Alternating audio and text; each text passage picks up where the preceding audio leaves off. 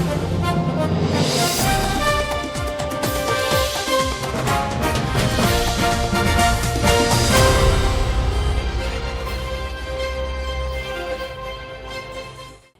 GTC news देख रहे सभी दर्शकों का बहुत बहुत स्वागत है। मैं सुमन कश्यप आपके साथ और वक्त हो चला है प्रदेश की तमाम बड़ी खबरों से आपको रूबरू करवाने का। तो बुलेटिन की शुरुआत करने से पहले आज की 10 बड़ी खबरों पर एक नजर डालते हैं।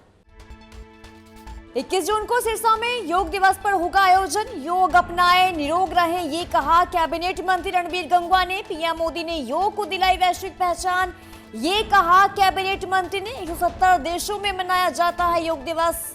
कॉकरोच जनता पार्टी को लेकर मंत्री गंगवा का बयान भी सामने। 10 जून तक खातों में पहुंचेगी योजना राशि, ये कहा कैबिनेट मंत्री कृष्ण बेदी ने। सामाजिक योजनाओं का पैसा समय पर मिलेगा। 11 लाख महिलाओं को लाडो लक्ष्मी योजना का लाभ। आगे कहा 15 जून से वोटर लिस्ट शुद्धिकरण अभियान शुरू होने जा रहा है। भाजपा प्रदेशाध्यक्ष डॉक्टर अर्चना गुप्ता ने ली शहरी कार्यकर्ताओं की बैठक। भाजपा प्रदेशाध्यक्ष ने पीएम मोदी के 12 साल को बताया स्वर्णिम काल। 90 विधानसभा क्षेत्रों में होंगी कार्यशालाएं। हर घर तक पहुंचेगी केंद्र सरकार की योजना, ये कहा डॉक्टर अर्चना गुप्ता ने। कुरुक्षेत्र में महिला अधिकारों पर कार्यशाला का आयोजन। कार्यस्थल पर यौन उत्पीड़न को रोकने के लिए सेमिनार। कुरुक्षेत्र से शुरू हुआ जागरूकता अभियान। महिलाओं को अधिकारों के प्रति किया जाएगा जागरूक, ये कहा रेणु भाटिया ने की पॉश कार्यशाला की शुरुआत। प्रदेश भर में आयोजित होंगे पॉश सेमिनार। कांग्रेस से निलंबित विधायक रेणु बाला के पति भाजपा में शामिल हुए। सीएम ने पटका पहनाकर स्वागत किया। कार्यक्रम में नहीं पहुंची विधायक रेणु बाला। पानीपत अस्पताल को 219 पदों की मंजूरी। 122 रेगुलर, 97 पद HKRN से भरे जाएंगे। स्वास्थ्य विभाग PHC बनेगा कुरुक्षेत्र का थाना उप स्वास्थ्य केंद्र। हरियाणा परिवहन विभाग में तैनात रेड क्रॉस कर्मियों की वापसी। स्टाफ संकट पर जताई जा रही आशंका। ड्राइविंग लाइसेंस और वाहन पंजीकरण सेवाओं पर पड़ेगा असर। कॉकरोच जनता पार्टी का प्रोटेस्ट। हरियाणा में समर्थकों की धरपकड़। रोहतक पुलिस ने पार्षद की गाड़ी रुकवा भेजा थाने। हुई नोक झोंक, दिल्ली बॉर्डर पर बढ़ाई गई सुरक्षा। हरियाणा में नई बिल्डिंग में EV चार्जिंग स्टेशन अनिवार्य। डिस्कॉम फायर NOC जरूरी। फ्लोर एरिया रेशियो से मिलेगी छूट। OC सर्टिफिकेट लेते समय बताना होगा। हरियाणा के जर्जर स्कूलों की होगी मरम्मत। प्रिंसिपल हेडमास्टर की लगी ड्यूटी। 1 लाख तक खर्च सकेंगे। गड़बड़ी पर होगी सख्त कार्रवाई। माध्यमिक शिक्षा विभाग ने सभी जिला शिक्षा अधिकारियों को निर्देश भी जारी किए।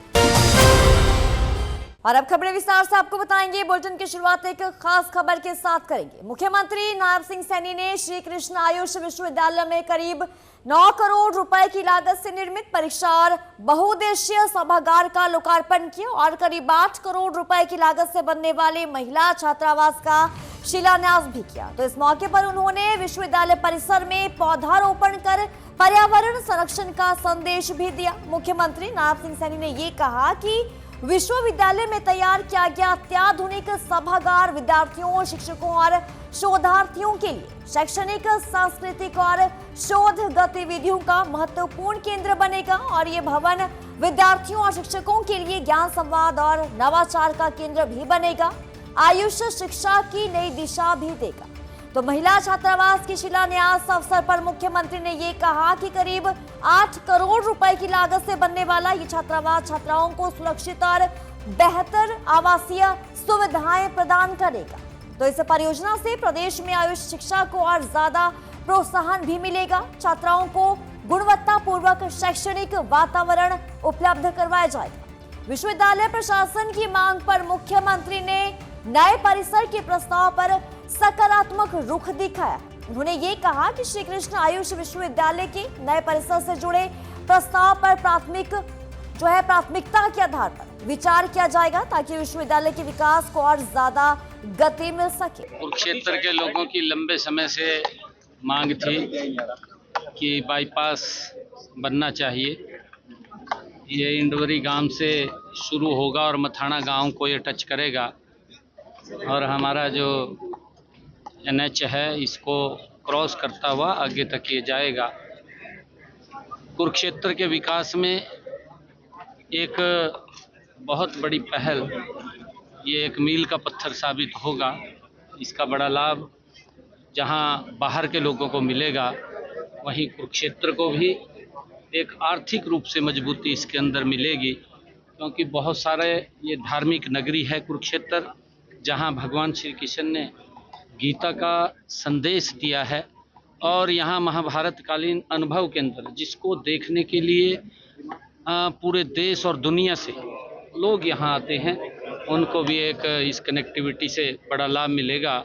और आज मेरे लिए बड़ी खुशी की बात है कि आज यहाँ श्री कृष्णा आयुष विश्वविद्यालय में आज एक ऑडिटोरियम का और दूसरा जो गर्ल हॉस्टल है उसका शिलान्यास करने का और ऑडिटोरियम का उद्घाटन करने का मुझे अवसर मिला है। इसके लिए मैं आयुष विश्वविद्यालय के सभी स्टाफ को और सभी बच्चों को बहुत बहुत बधाई और शुभकामनाएं देता हूँ। मुख्यमंत्री नायब सिंह सैनी ने यह तय कर दिया है कि जितने भी सामाजिक योजनाएं हैं उन योजनाओं का पैसा 10 तारीख तक लाभार्थियों के खातों में डाल दिया जाएगा। और ये कहना है सिरसा पहुंचे सामाजिक न्याय और अधिकारिता मंत्री कृष्ण बेदी का। मंत्री कृष्ण बेदी सिरसा पहुंचे और भाजपा कार्यालय में कार्यकर्ताओं के साथ बैठक की। इसके बाद मीडिया से रूबरू हुए। उन्होंने कहा कि 11 लाख बहनों को लाडो लक्ष्मी योजना का लाभ देने का काम उनकी सरकार ने किया।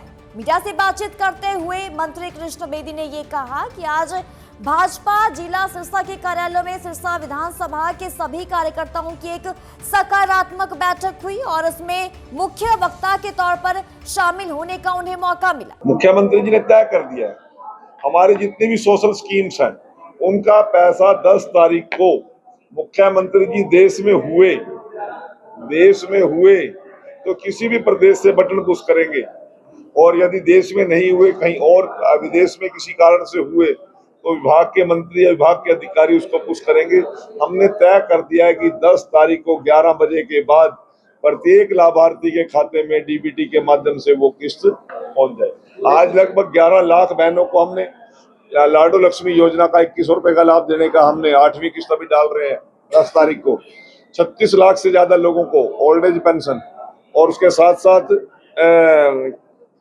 दिव्यांग पेंशन, विडो पेंशन और उसके बाद थैलेसीमिया कैंसर पीड़ित बोने और किन्नर के लिए और बेसहारा बहनों और बच्चों के लिए हम बहुत बड़ी राशि हम हर महीने डालने का काम करते हैं, जो बेनिफिशियरी के हाथ में डायरेक्ट उनके अकाउंट में जाती है।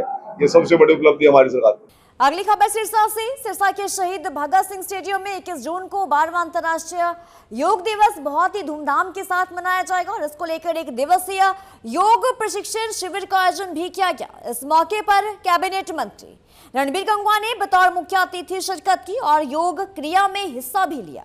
कैबिनेट मंत्री रणबीर गंगवा ने ये कहा कि योग को युवाओं के साथ सभी लोगों को अपनाना चाहिए, क्योंकि करो योग तो रहो निरोग। इसको ज्यादा बढ़ावा दिया जाना चाहिए और इसके लिए मुख्यमंत्री नायब सिंह सैनी के दिशा निर्देशानुसार पूरे प्रदेश में योग शिविरों का आयोजन किया जा रहा है और आगामी 21 जून को अंतर्राष्ट्रीय योग दिवस बहुत ही उत्साह के साथ मनाया जाएगा। तो मीडिया से बातचीत करते हुए रणबीर गंगवा ने ये कहा कि प्रधानमंत्री नरेंद्र मोदी ने योग के द्वारा पूरे देश में एक प्रेरणा देने का काम किया है। इसके साथ साथ लगभग 170 देश में 2014 से 21 जून को अंतर्राष्ट्रीय योग दिवस को पर्व के रूप में बड़े उत्साह के साथ मनाया जाता है। उन्होंने कहा कि आज की भागदौड़ भरी जिंदगी में योग बहुत ही ज्यादा जरूरी है और इसके लिए ज्यादा से ज्यादा लोगों को इसे अपनाना चाहिए। योग को ज्यादा से ज्यादा हमारे युवा, हमारे बच्चे और सभी लोग इसको अपनाने का काम करें। और इसके लिए जैसे हम कहते हैं कि करो योग रहो निरोग, और इसको ज़्यादा से ज़्यादा बढ़ावा देने के लिए माननीय मुख्यमंत्री आदरणीय नायब सैनी जी के दिशा निर्देशानुसार आज पूरे प्रदेश के अंदर हर रोज योग शिविरों का आयोजन किया जा रहा है।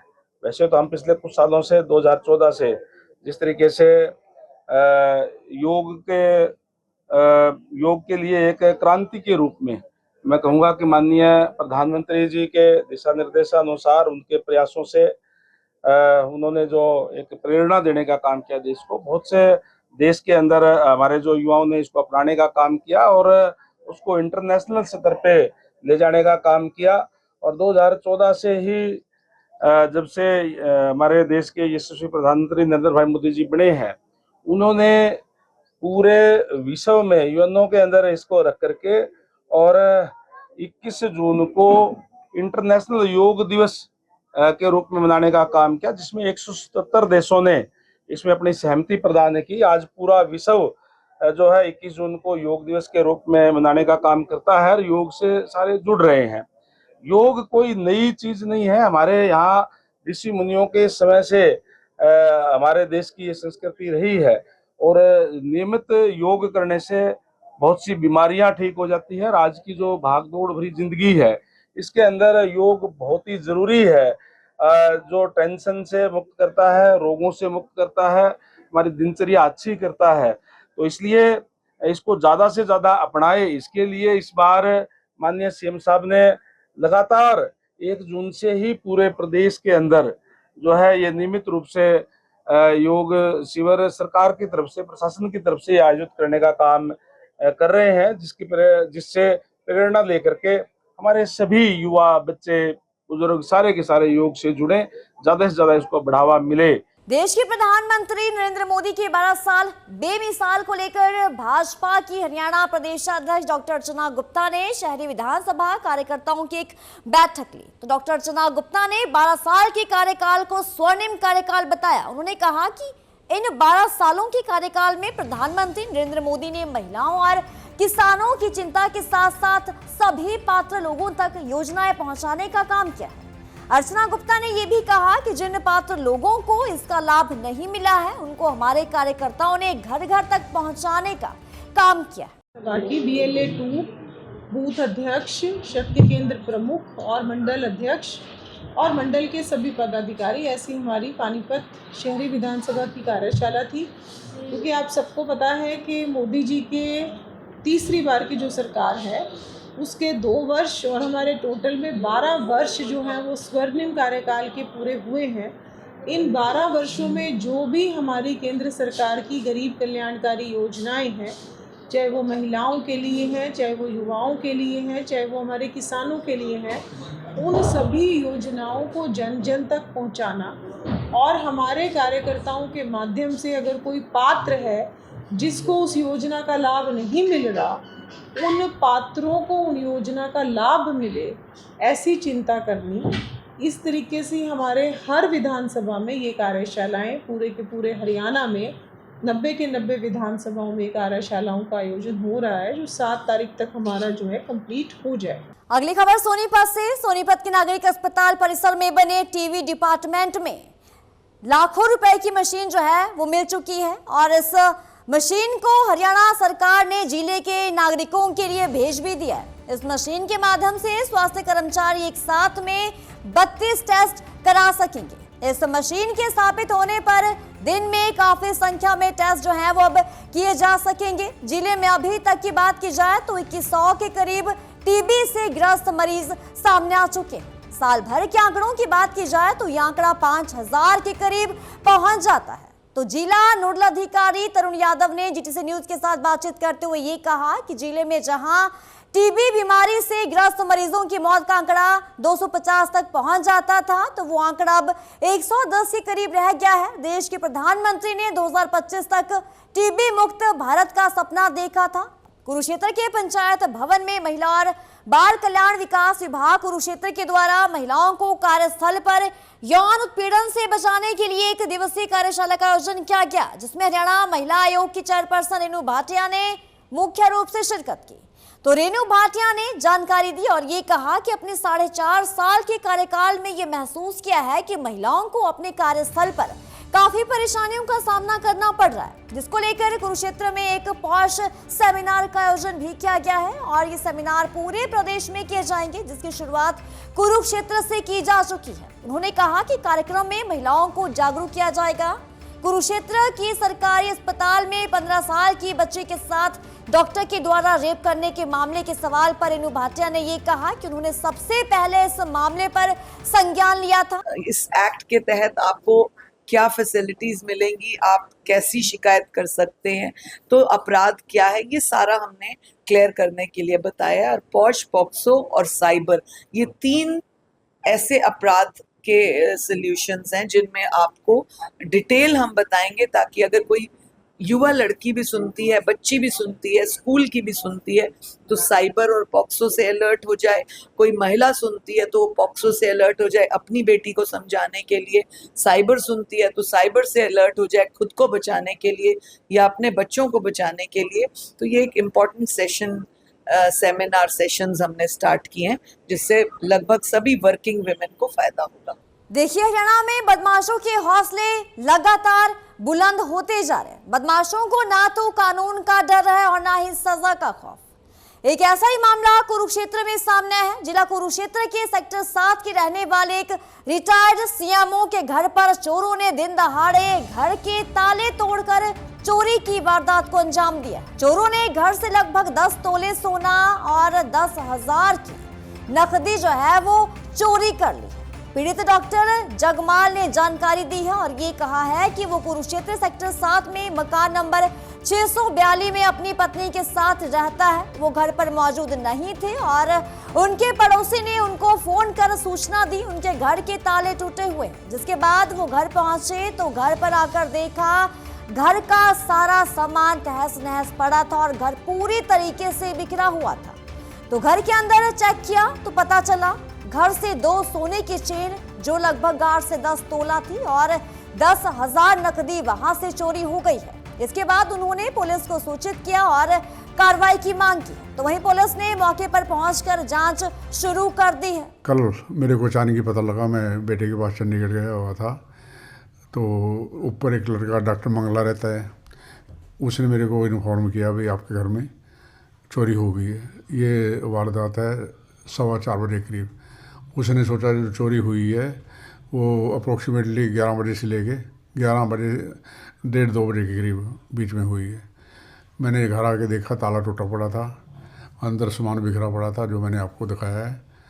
तो उसमें एक लिफाफे में ज्वेलरी बॉक्स में ज्वेलरी एनवलप में अप्रोक्स दो सोने की चैनें रखी हुई थी अप्रोक्सीमेटली, जिनका वजन 9-10 तोले था और 10,000 रुपये कैश था। वो चोरी हो गया।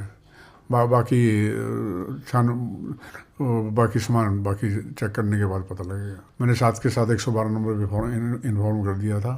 वो नियम अनुसार अपनी कार्यवाही करके ले गए हैं। तो राष्ट्रीय राजमार्ग 44 पर पिपली में यूथ हॉस्टल के पास वाले कट पर एक दर्दनाक सड़क हादसा हो गया, जहां बाइक पर जा रहे एक व्यक्ति को हरियाणा रोडवेज की बस ने टक्कर मार दी।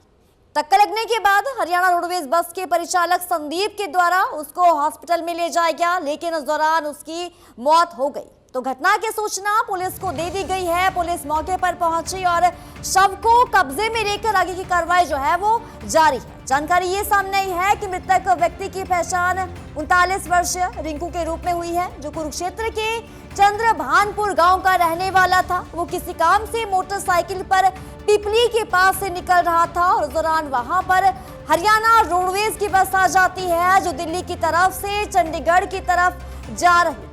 तो बाइक को टक्कर मार दी गई और इसके बाद रिंकू की मौत हो गई। लोकनायक जयप्रकाश नागरिक अस्पताल के डॉक्टर मनीष ने ये कहा कि उनके पास परिचालक संदीप इस व्यक्ति को लेकर आए थे जिसकी पहले से ही मौत हो चुकी थी। हमारे पास एक्सीडेंट केस आया था, ये ब्रॉड डेड आया था। ठीक है जी, ये मौके पे ही बता रहे हैं वो कि एक्सपायर हो गए थे वो, और इसको एक संदीप बस कंडक्टर है वो लेके आए हैं हरियाणा रोडवेज के, और बस हरियाणा रोडवेज की बस के साथ ही इसका एक्सीडेंट हुआ है। इसका नाम रिंकू है। एज पर आधार कार्ड इसकी एज 39 है। एज पर आधार कार्ड इसके है चंद्रभानपुर कुरुक्षेत्र। अगली खबर रेवाड़ी से। रेवाड़ी शहर के शांतिनगर क्षेत्र में एक महिला के द्वारा फांसी लगाकर आत्महत्या किए जाने का मामला सामने आया है। मृतका के परिजनों ने ससुराल पक्ष पर दहेज की मांग और लगातार प्रताड़ित करने का आरोप भी लगाया है। पुलिस ने शिकायत के आधार पर पति सहित 5 लोगों के खिलाफ मामला भी दर्ज किया गया है, जांच भी शुरू कर दी। जानकारी ये सामने आई है कि गुरुवार तड़के शांतिनगर स्थित अपने ससुराल में संगीता ने प्रथम तल पर कमरे के दरवाजे की चौखट पर चुन्नी का फंदा लगाकर आत्महत्या कर ली है। घटना की सूचना मिलने पर मॉडल टाउन थाना पुलिस मौके पर पहुंची। शव को कब्जे में लेकर पोस्टमार्टम के लिए नागरिक अस्पताल में भिजवा दिया गया। तो मृतका की पहचान संगीता के रूप में हुई है, जो 2 बच्चों की मां भी थी। उसके पिता राजेश ने मॉडल टाउन थाना में शिकायत दर्ज कराते हुए ये कहा कि संगीता की शादी साल 2015 में शांति नगर निवासी अजय के साथ हुई थी। संगीता की 6 वर्षीय बेटी और 5 महीने का बेटा भी है। शिकायत में आरोप लगाया गया है कि विवाह के बाद से ही ससुराल पक्ष के लोग उसको प्रताड़ित करते थे। दहेज के लिए उससे दहेज मांगा जाता था और उसे मानसिक और शारीरिक रूप से प्रताड़ित भी किया जाता था। परिजनों के अनुसार दहेज को लेकर अक्सर विवाद और मारपीट की घटनाएं भी होती रहती थी। तो मृतका की मां ने पुलिस को ये कहा है कि करीब 2 वर्ष पहले भी इसी मामले को लेकर न्यायालय में केस चला हुआ था और बाद में दोनों पक्षों के बीच समझौता होने के बाद संगीता अपने ससुराल लौट गई थी। लेकिन इसके बाद भी जो ससुराल पक्ष के लोग हैं वो संगीता के साथ मारपीट करते रहे, उससे प्रताड़ित करते रहे। आखिरकार उसकी जान चली गई। ये तो बता रहे हैं जी उन्होंने खुद फांसी खाई है, बाकी उन्होंने खुद फांसी नहीं खाई। ठीक है, और हमें को इंसाफ हम ये नहीं चाहिए कि भाई उसको जेल हो, ये नहीं चाहिए हमें जैसे वो फांसी खाई नहीं ऐसे उसकी फांसी। जो वो पीती भी उसमें नशा है देश भर का, ड्रग्स करते हैं। ऐसे पीछे हाथ बांध के बार बार उसमें डबो के इतने मारे। जब मेरे पापा गए जब लेकर आए वहाँ से 3 दिसंबर 2015 को शादी हुई थी। अच्छा व्यवहार नहीं था। पहले भी शिकायत की बेटी समय मारपीट करते थे। कोर्ट केस भी हुआ था पहले, 2 साल कोर्ट केस चला था। फिर वो हाथ पैर जोड़ के ले गए कि हम अच्छे से रखेंगे। अब उससे एक लड़का हो गया, 8 महीने का लड़का है। उसके बाद उसको किसी से मार दिया। सर हमारे गांव की बेटी थी, वो यहाँ शांति नगर में ब्याई गई थी। वहाँ उसने सुसाइड हुआ किया, ये हमें कोई मालूम नहीं है। हमें सूचना मिली, हम यहाँ पंचायत थाने में आए तो यहाँ हमें आके पता चला कि भाई उसने ऐसे ऐसे फांसी खा ली। सर आरोप हमें ये है कि हमारी बेटी को इन्होंने बहुत तंग किया, पहले भी बहुत तंग किया। हमने पहले भी कंप्लेंट की 2-3 बार भी, फिर भी समझौता करके आके पंचायत ने या कोर्ट ने समझौता करके उनको भेज दिया। इस बुलेटिन में इतना ही। खबरों की ज्यादा अपडेट के लिए बने रहिए GTC न्यूज के साथ।